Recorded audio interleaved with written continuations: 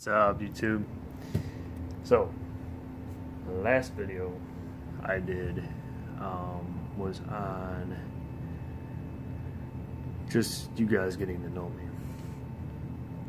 Well, now for this one, it's going to be more about getting to know me on a more personal level, I guess you can say. So, for this one, I'm going to tell you what my experience was being homeless. So guys, when I was homeless, okay, I ended up, first night, anyway, I didn't have any money, okay, I was young, I was like, I don't know, 17, 18, and so 17 or 18 at the time, okay, when I was almost first time, okay, mind you, I was out on the streets 2 more times. Alright, so first time I was kicked out because of reasons my parents thought were unacceptable, so they told me to leave. Okay, you know, I thought, okay, no big deal, right? Everybody's like, well, everybody's probably thinking, oh, well, yeah, that's no big deal, you know, you're out of your parents' house, blah blah blah blah, you know, everything's cool and collected, no big, right? Well, that's what I thought to begin with, okay? That's what I really thought at the beginning. I thought, okay, cool, you know, don't have to listen to them no more, but in actuality, it wasn't that cool, okay? I had to go find a place to sleep, I had to go find a place to stay, I had to go find a place to eat, you know, find stuff to eat. Well, I went to, there was a school, high school, you know, down the street from me, and the next sub over, like behind the sub, there was a high school. So I said, alright, well, I'm gonna go over there and go see what's going on. See if anybody's there, you know, anybody around. So I slept there for a few hours, got up. Okay, when you're homeless, you cannot sleep. You just don't. You can't. Okay, because you're too worried about people coming to, you know, try to harm you. You gotta be like on your toes 24, you know, hours a day, you know, that you're out there for. And you can't really, you don't have time to, you know, really do anything. You can't sleep. You're too, and this was out in the dead of winter, okay guys, dead of winter, and first time anyway. Wow. It was cold, I'll put it like that. It wasn't winter, but it was cold, and it wasn't fun. You know, I walked around, tried to keep myself awake, and you know, because you couldn't sleep. You just can't. You think, okay, great, you know, you can sleep. Not exactly the case, guys. Not at all. You try to sleep, it doesn't work. You know, cops come around. They didn't bother me at all, the cops. So it's not like I was getting bothered by the police or anything. But the biggest thing was trying to find food. Food was the biggest thing. Shelter was the biggest thing because it was cold, it was windy, you know, it wasn't pleasant. And I didn't have much of anything but the clothes on my back. Okay. So, you know, what most people think is, what do you do first? Well, you go around, try to find, you know, try to find some stuff. All right. Try to find things to keep you warm, you know, So that's what I did. Went to a garbage can. Okay. And I found an extra spare bag, a trash bag, garbage bag in there. Took it out and tried to cover myself up and kind of slept between two buildings, of a high school. Well, that didn't work. So it's too cold. So I'm walking around. I was up for, God, I don't know how many days I was up for. And, I mean, I had a cell phone. I didn't look homeless, okay? So it's not like, and most of you guys probably think, well, homeless people are supposed to look raggedy and stuff like, well, that and whatever. But no, that's not the case, okay? Homeless people don't have to look raggedy, don't have to be sitting in chairs, don't have to be, begging. A lot of people do beg for food and beg for money to put, especially if they have families, which I don't understand. And the only reason I can say I don't understand, because I was in their same predicament, except for I didn't beg for food, okay? I actually got myself up, stopped feeling sorry for myself, and went out and got myself a job. Yes, it was hard, because I actually had the first time in my life, I actually, not begged to get a job, but I went in there looking like I did and got myself a job. Went to work every day, okay? And I figured that wasn't the right job for me, whatever, so I left that. And the viewers out there you viewers are probably thinking, well, why'd you leave a job when you're homeless? Well, there's many different reasons why. First reason was because I couldn't keep up, on my hygiene. First of all, couldn't shower. There was no place to shower. Yes, I was staying at a friend's house, but I wasn't there that long,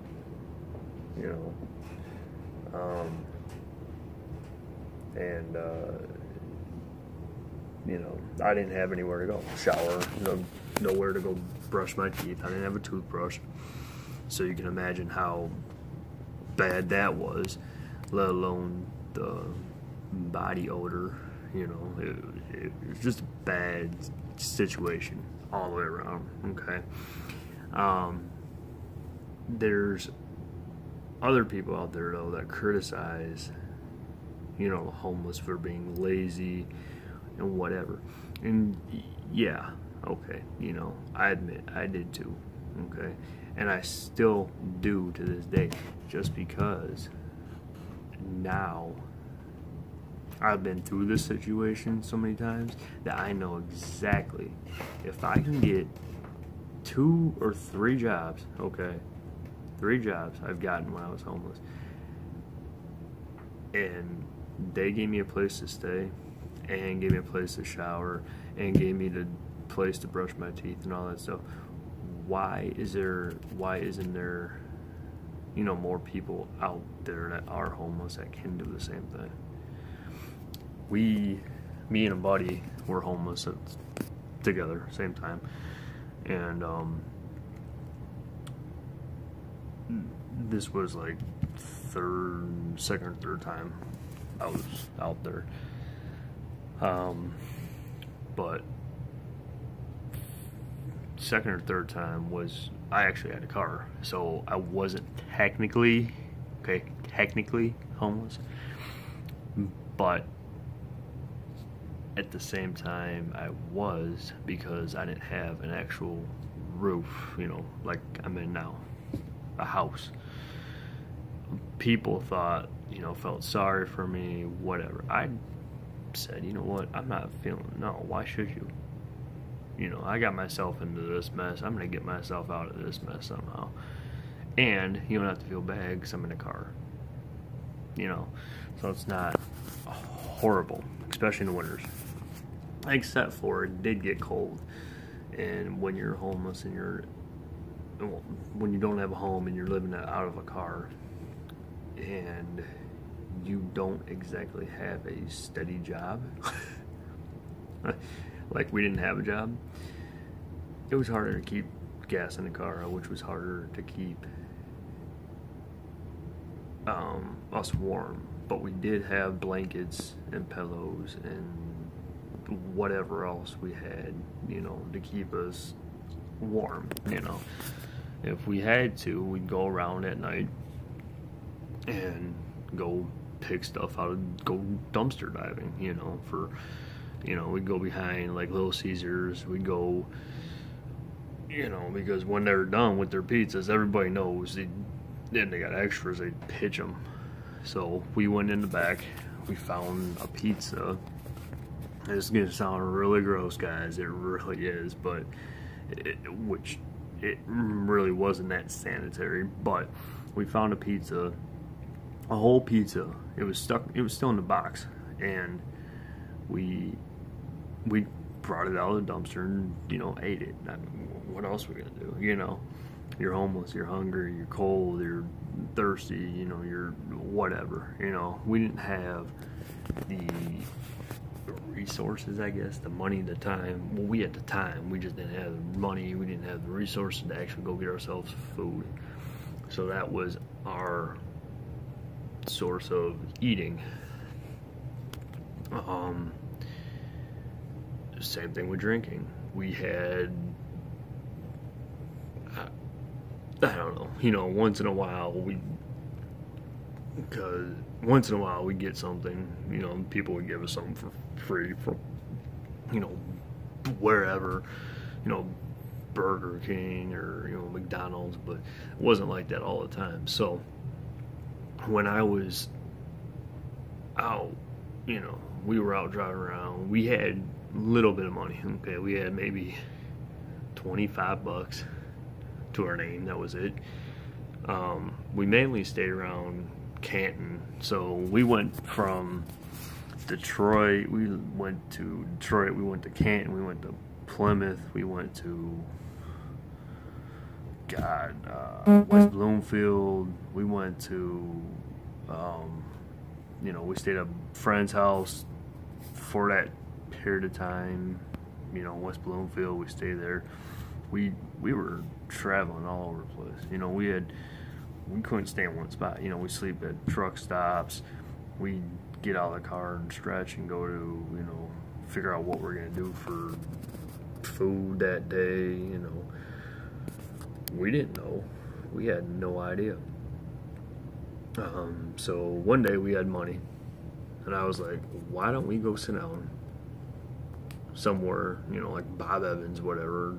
I forget if it was Bob Evans or Bill Knapp's. Well, Bill Knapp's, there ain't no Bill Knapp's anymore, but Bob Evans, I think it was, or something like that.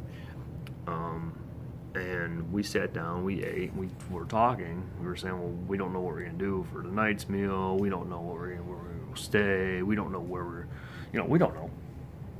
We had no idea where we were gonna go, right?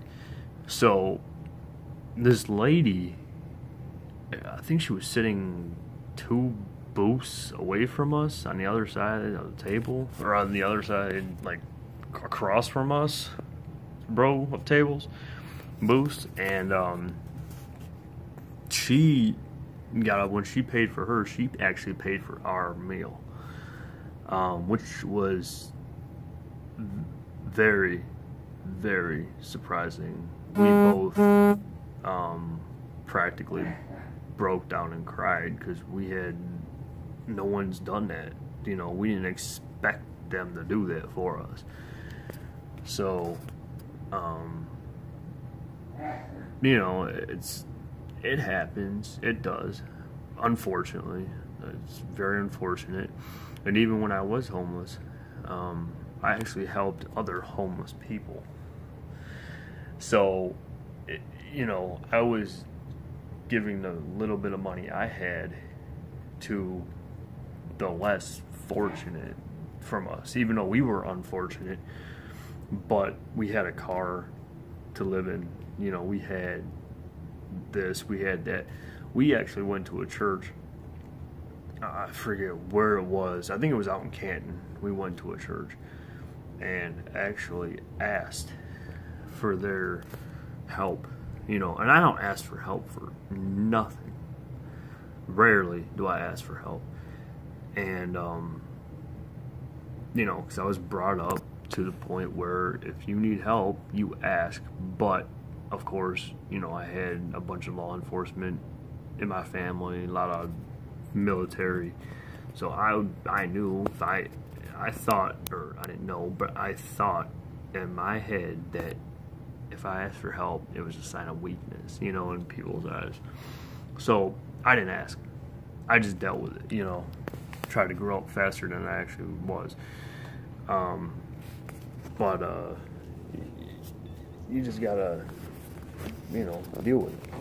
So I dealt with it. Kind of had a hard time asking for that help, but at that point in time, we had no what we were going to do. You know, we had nowhere to go. They gave us food.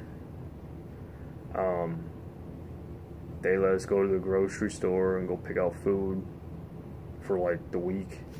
They gave us 2 nights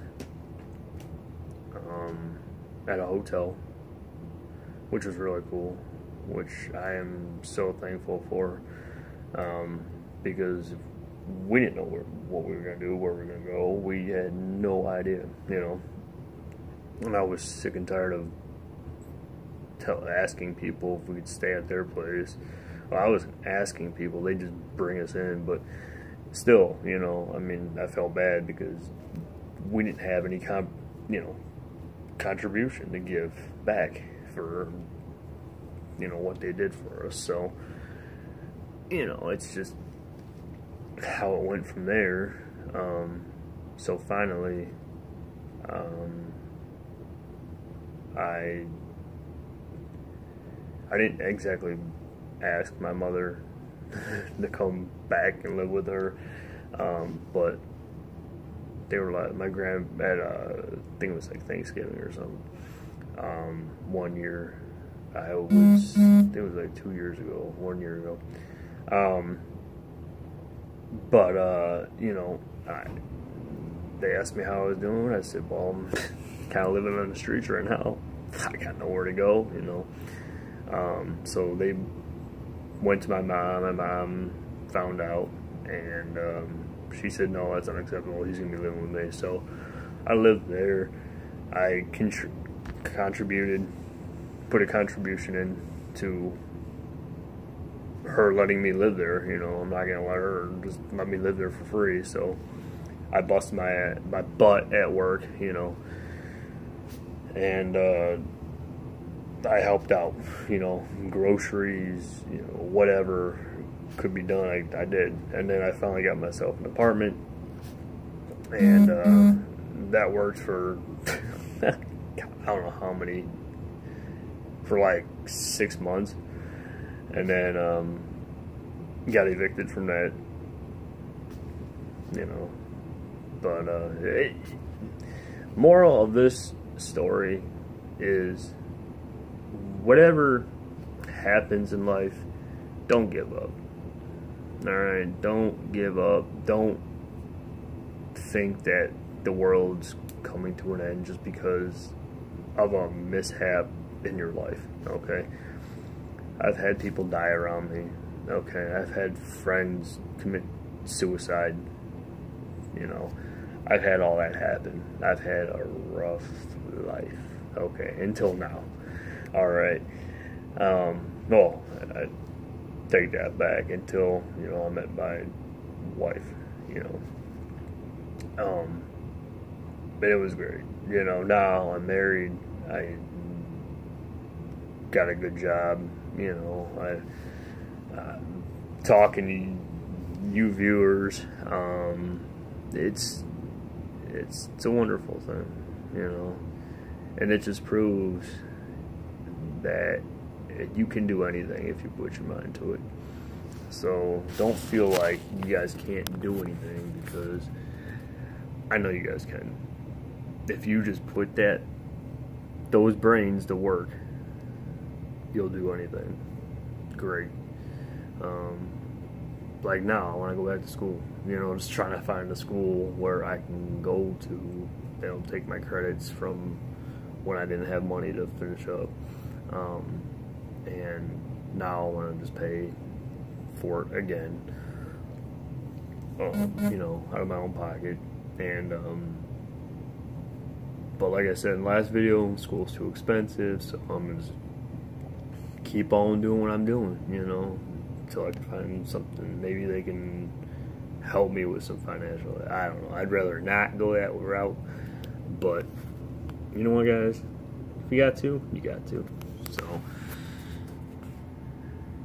thanks for listening, guys. Thanks for your support. Whatever, you know, you guys could do as a support system always helps, guys. Always. So if you like this video, again, guys, like, subscribe. If you guys want, you guys are more than welcome to follow me on Facebook. I do have Facebook. It's just my first name, last name, same as here, except for without the Topher. Cracked a joke. Not really funny, guys. I'm a bad comedian. But it's going to be Chris Safran for my Facebook. So if you guys want to follow me on Facebook, go right ahead. I'll be more than happy to put the link down in the description for you guys to follow me there. I have an Instagram too, so I'll also put that in the description too. For you guys, I don't really go on there that often, but for you followers, I will definitely be more than happy to go on there for you. So you guys can follow me there and turn your notifications on. I keep forgetting to mention that, guys. Turn your notifications on. Make sure you guys get all the great videos that we're going to be posting. Not just me, but there's going to be more people involved, hopefully soon, instead of just seeing my face.